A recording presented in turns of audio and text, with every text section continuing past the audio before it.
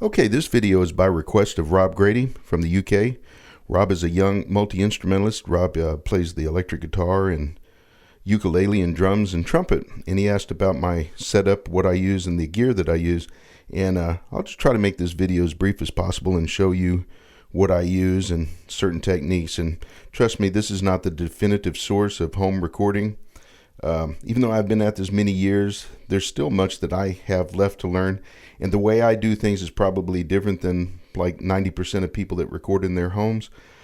Most people these days now feed their audio path directly into a computer, PC, laptop, PC, MacBook, something like that, using an interface, and then they, record to Pro Tools or something similar and stack the tracks that way and do all the mixing on board a computer. I don't do that.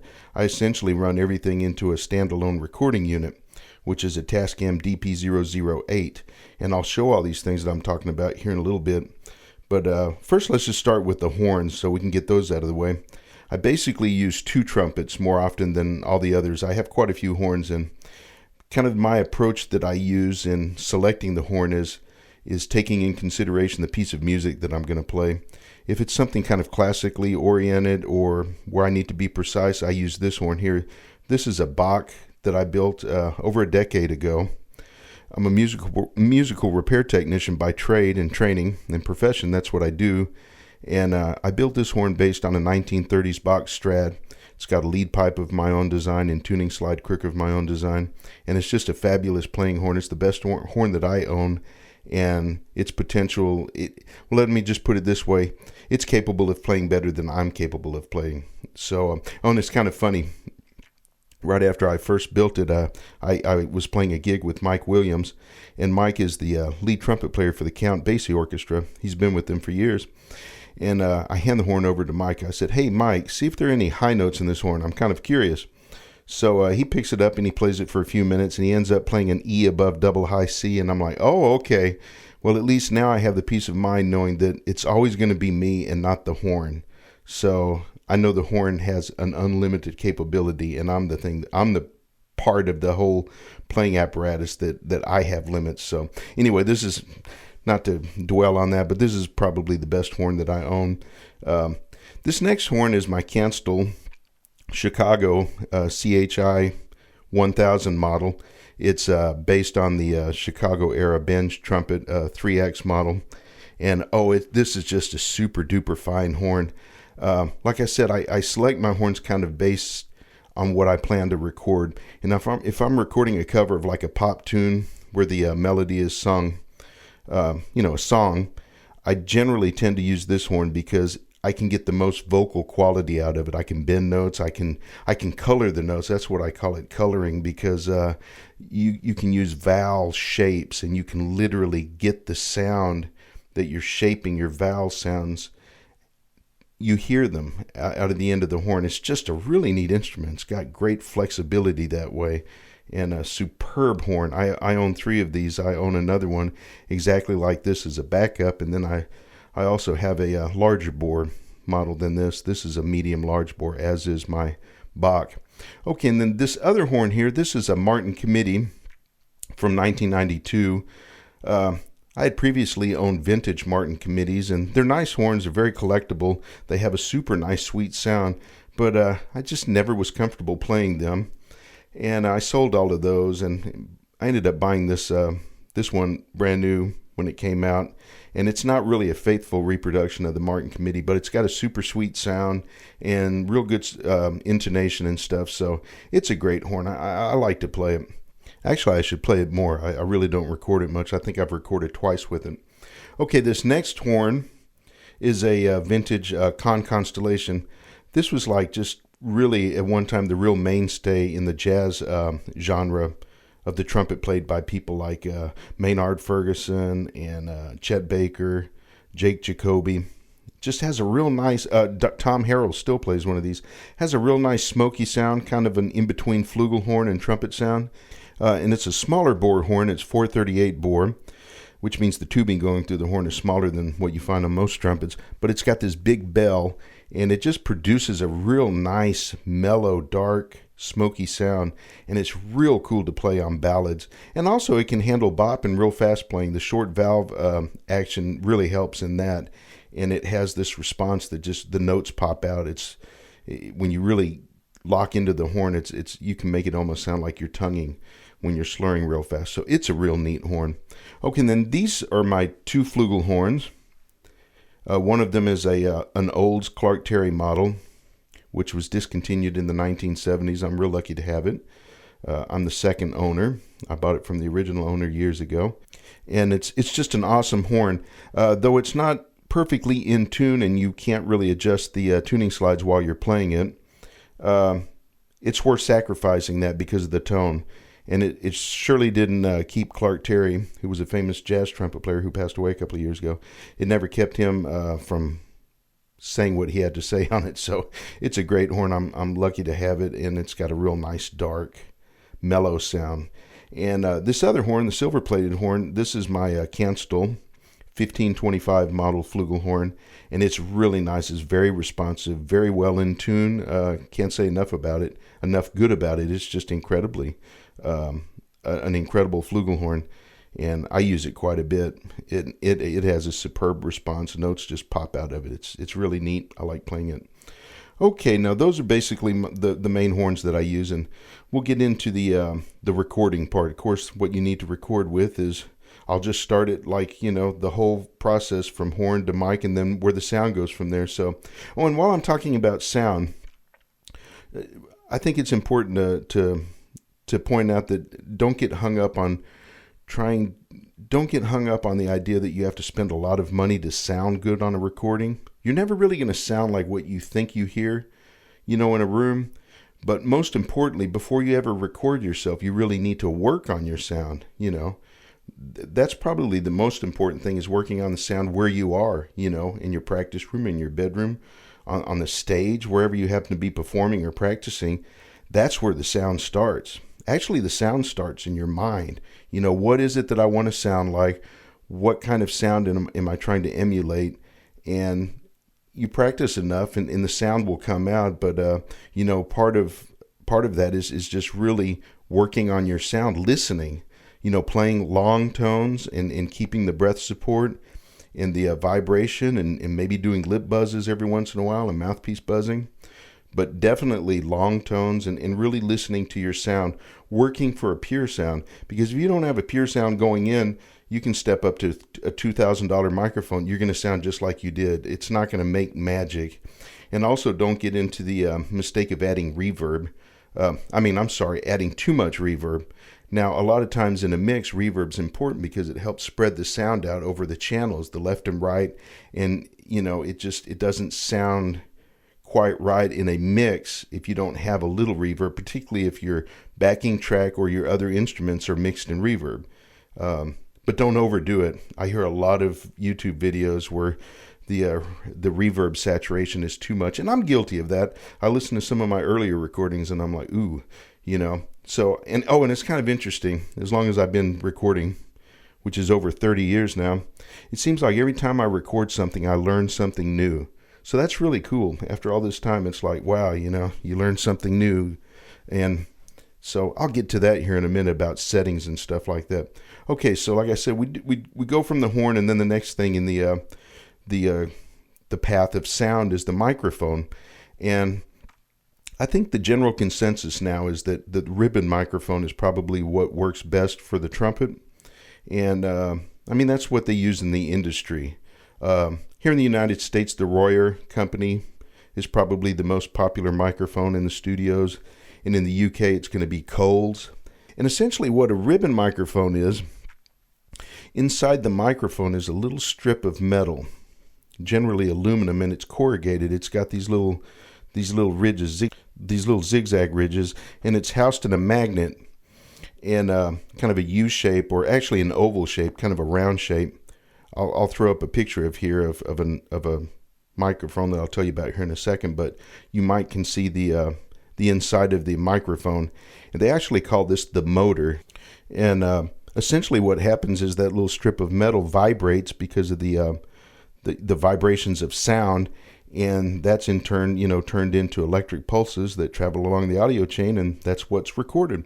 And these microphones have been around for years, and luckily nowadays there are a lot of affordable Chinese models on the market. That's the one you're looking at here. This is a 80, and I used this for quite a while before I took the plunge of buying a more expensive microphone, the Royer.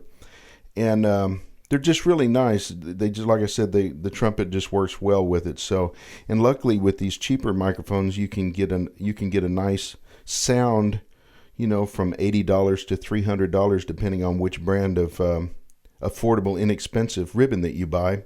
And then there's also websites like mic modification websites. One is this gentleman named Michael Jolly, and they have do-it-yourself mods. Like some people will take the head basket material. That's that mesh that you see on a microphone. Sometimes there's even more mesh inside, and what that can do is kind of deaden certain frequencies that you don't really want to. But what you have to keep in mind is these microphones are very delicate. That little piece of corrugated aluminum is very delicate. You don't want to breathe on these microphones. You don't want to blow into them. You don't want to leave them setting out all the time. You don't want to drop them. You just want to really treat them like they're, like they're ribbon microphones. Okay. This next microphone, this is a Royer R101. It's also, you see it used in the industry. Matter of fact, on Wayne Bergeron's latest CD, he uses this microphone, and a Royer R121 is his two microphones that he's playing into. It has super response, and it's not as expensive as their other ones. So it's probably their entry-level microphone, and real superb, and it comes with this nice case. And this little cage-looking thing is called a shock mount, and it's a great deal for the money because you get the carrying case, the padded case, the microphone, and the shock mount all for one price. Whereas for the R122 and the 121, you need to provide your own shock mount. And Royer's nicest shock mount for it's about $300. So this is a real good deal for the money. And this next microphone, this is the first Royer that I bought. And it's my most expensive microphone, and it's the R122. It's another recording industry standard mic that a lot of trumpet players play into. People like Malcolm McNabb, Gary Grant, Wayne Bergeron, Arturo Sandoval. It's a great mic. I can't say enough about it. I'm real fortunate to have it, and I treat it like a child. I tuck it in when I'm finished with it. It never stays out on the stand. As soon as I'm finished recording, it goes in its little cover, its little sleeve, velvet sleeve, and it gets tucked away in this nice little mahogany box. So, like I said, these are really delicate, so you really kind of need to treat them that way. Okay, this next microphone is a Shure SM57, and you've probably seen this style of microphone a lot. It's been around for years, and people that use that play live in bands, everything from country to jazz to whatever. If you're on a live stage, you see these microphones. This and its cousin or sister or brother, whatever you want to call it, the Shure SM58, which is a similar mic, but that has the little round head basket on it instead of this little metallic type front of the mic here. But they're cheap, under $100 usually. You might read on some forums that people say, well, you can't get a decent trumpet sound. Well, yeah, you actually can. I did an experiment once. I provided enough of compression that didn't distort the sound, but that kept the level up without clipping. And I'll get into that here in a minute.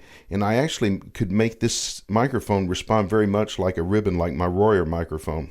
So don't be afraid of starting out with one of these kind of microphones, a cardioid dynamic microphone. There's nothing wrong with using them. I mean, as your recording technique gets refined and your sound gets refined, you'll want to move on to other things and start using certain microphones for certain applications. But everybody needs these microphones. You should have 2 or 3 or 4 of these laying around. And like I said, they're affordable enough to do that. Okay, this next microphone is a Neumann TLM 103. It's an LDC, or a large diaphragm condenser microphone, and that's the microphone that I'm recording my voice into right now.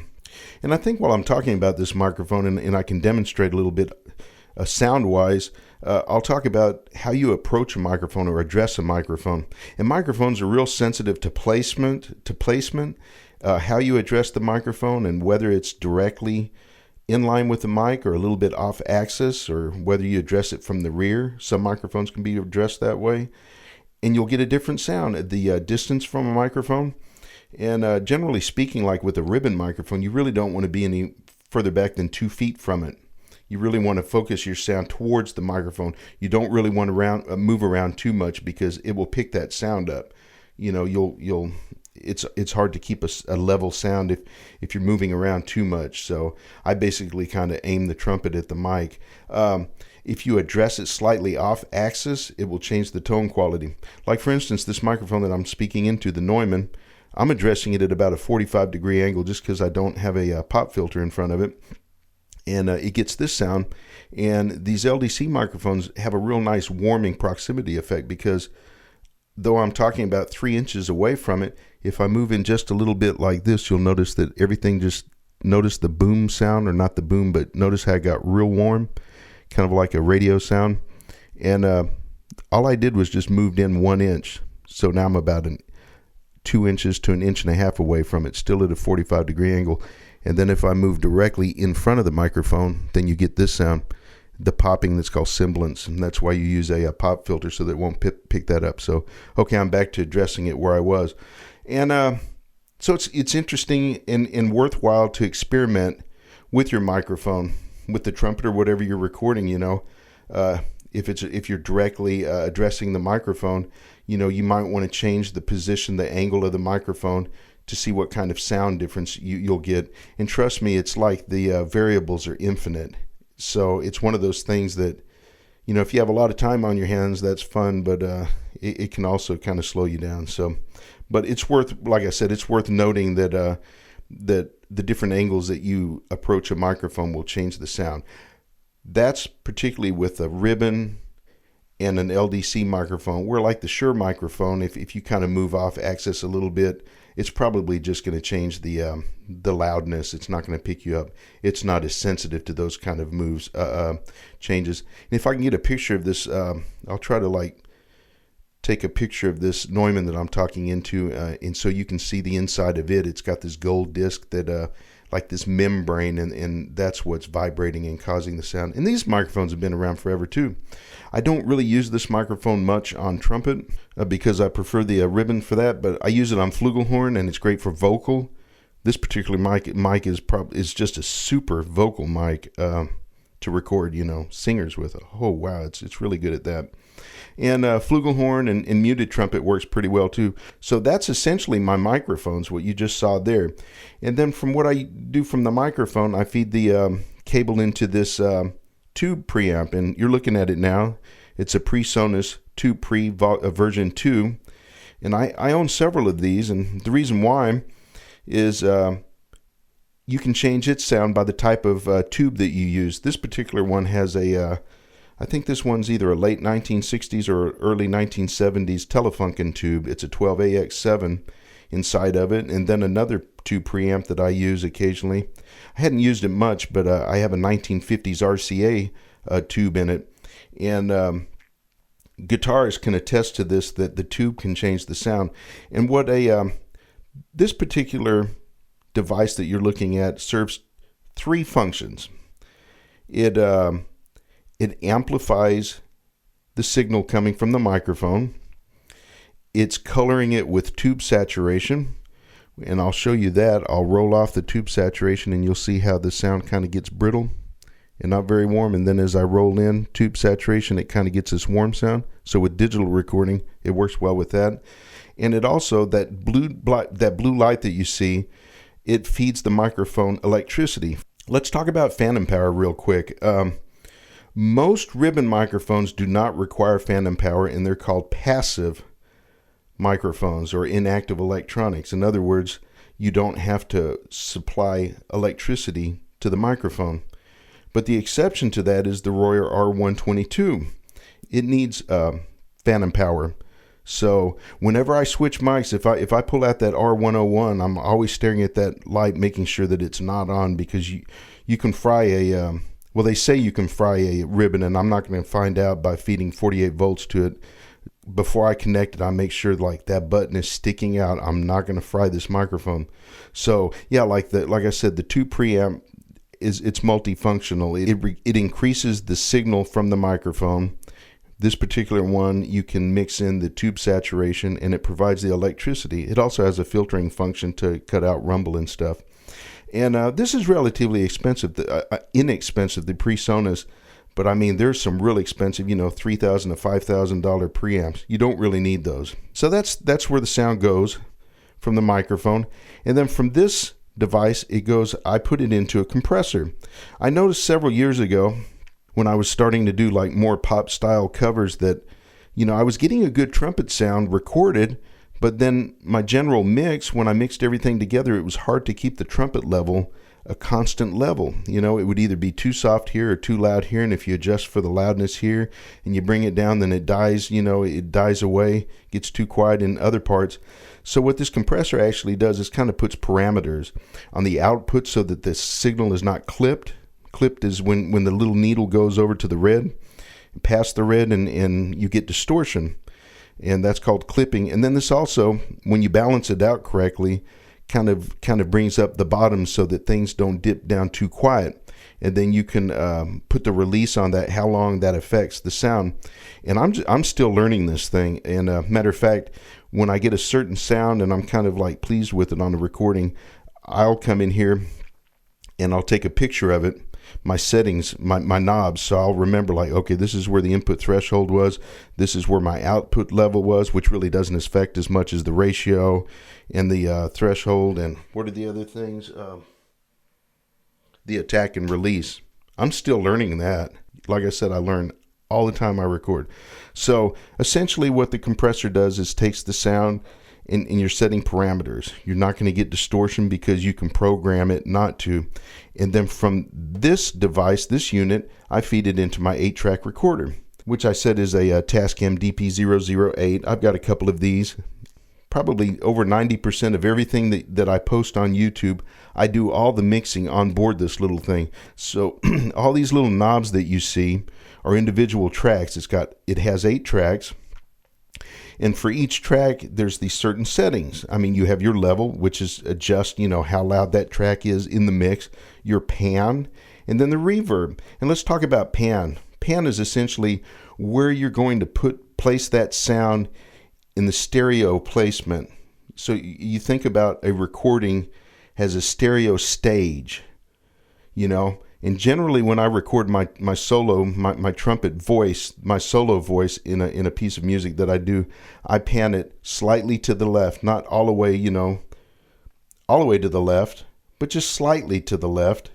And then if I use a little slap back, like a little delay or something, I'll pan that to the right and add a little more reverb. So when you're recording, you kind of need to take advantage of this. I hear a lot of nice, clean recordings on YouTube, but people really don't take advantage of like really doing the stereo placement of their sounds. Like, where do you want the piano? Where do you want the tambourine? Do you want it dead center? Do you want it off to the right? Way over to the left? Do you want it like reverbed a whole lot? Do you want all your reverb levels to match? Do you want your solo to have a little more reverb? So, and the variables are infinite. So that's why I say you learn something every time you record. And so I'm just bringing that up because I noticed that with a lot of recordings that I hear on YouTube, they sound great, but a lot of times, even if it's like multi-trumpets, somebody might record something with 3 or 4 trumpets, and they mix them right straight dead down the center. So you have stacked, And stacking things isn't completely wrong. I mean, the Beach Boys used to do that a lot. Matter of fact, Brian Wilson used to say that he used to like to mix in mono. So he would stack his vocals. But you can also stack, like 2 or 3 sounds and then pan those over, but you don't want everything driven straight down the center of the sound. It's there's more to music than having it mixed that way. So, and then like I said, the little green button up here, that's the reverb, and that's essentially it. And well, except that this thing has inputs, line and instrument levels, and it can also provide phantom power, and it records onto an SD card. Is that the most optimum way to record? No. And it really frustrates me because the SD card can fill up real quickly. And there's a lot of hidden files in there because if you're doing more than 1 or 2 pieces of music and it stores the songs, you'll be in the middle of something and it'll just cut off right in the middle and it'll say card full. And that's really frustrating, trust me. but it's what I use, and it's kind of what I'm used to. And their next model up from this Tascam is this big old thing that records direct to disc, and I think it's like 16 channels. I really should probably get one of those. I know it would be more versatile than what I'm using, but it's pretty big. And I try to keep a small little setup here because essentially I'm recording in the restroom, my guest bathroom in my house. And it's pretty much soundproof because it's smack dab in the center of my house. And as far as acoustic treatments here, I keep the towels hanging up because behind me when I record, because they absorb sound. You don't want a lot of reflection in the room. And then I also use a furniture style blanket that you can get like at Home Depot or Lowe's or a place like that, hardware store. And I use that in front of where I'm facing, and it's behind the mic, so that any reflection that would come off the shower door that's behind all of this, if you don't have something absorbing that, that sound's going to reflect back into the microphone, and it can kind of give you a weird sound on your recordings. They also make these little isolation attachments that you can attach to your microphone stand, and it surrounds your microphone kind of in a semicircle of acoustic foam. That's a real smart thing. But essentially what I'm doing in here, it gets that same effect without adding another expense of me to buy something. But those little isolation things that you house your microphone in the semicircle of foam, it's really a smart design and a smart thing to use. And you can get great sounds and great recordings in just about any kind of room if your mic close enough. As a matter of fact, I watch Arturo Sandoval on Facebook all the time, and he's actually done soundtrack recordings in his music room, which is about the size of my music room in my house. Matter of fact, I'll just admit I kind of emulate his not playing technique. I'm not that good, but I certainly admire him. Certainly admire him. But as far as his technique, his recording technique, how he positions his microphone, where he sits, how he has it on the side of the stand, and he records in an open room without very many. Some people go kind of crazy with acoustic treatments in the room. They'll have the acoustic tile hanging everywhere, the little egg crate kind of things, or these big like round foam pillar kind of things that they'll mount in corners so that you don't get reflection.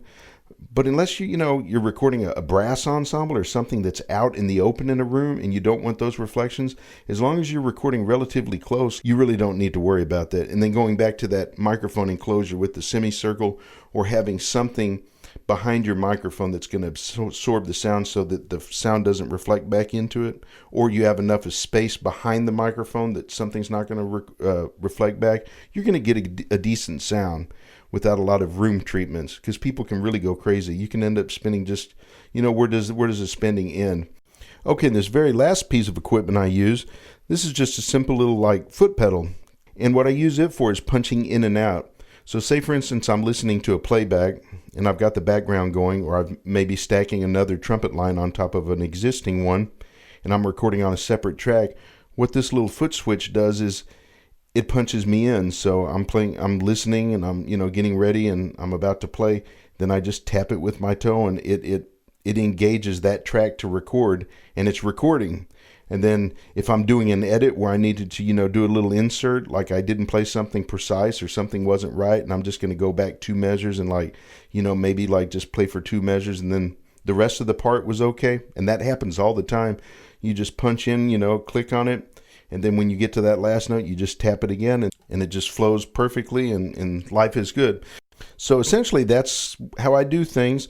And I'll take my master that I've mixed down on the Tascam, and I'll open it up on the laptop. I use a program called Audition by Adobe. And years ago, I started with a program called Cool Edit Pro, and Audition is just an updated version of that. And in that program, if I'm just doing a master, I will... sometimes I'll have to normalize it. That means bringing the level to a certain output as far as like volume, so it's not too loud or too soft or clipping. And then I might do a little stereo. On their setting, they call it master width. So it kind of, what it does is it expands the stereo presence a little bit more than what you hear when you're mixing down into the Tascam. But there are occasions that I'll use that program because it is a multi-track program. As a matter of fact, I could record directly into my laptop. It's just not how I do things. But if I need to have more than 8 tracks mixed, then what I'll do is I'll export the tracks from the Tascam. Any of the tracks that you record on this, you can export the raw tracks out of it, and then you can open them up like on your whatever you use to mix on your computer. And I mean, it is a fully multi-track program, Audition is. So I mean, there are occasions like when I did that Batman theme, I think on the very last note, I think there's 9 different trumpets. So, you know, just for that one sound, I had 9 separate tracks just for that measure, you know. So there are occasions where I'll do that, but like I said, I just seem to work quicker and a little more with less trouble if I just keep everything to the Tascam. So that's how I do it. There, like I said, there's a million other ways you can do it, and that's fine. Mine certainly isn't like the way to do it. It's just, this is how I do it. So I thought I'd share that with you, and I appreciate it. If you made it this long through the video, it's been very long. I tried to keep it short. I did a little couple of editing in here, but it's still long, and I apologize for that. But I hope this has been helpful.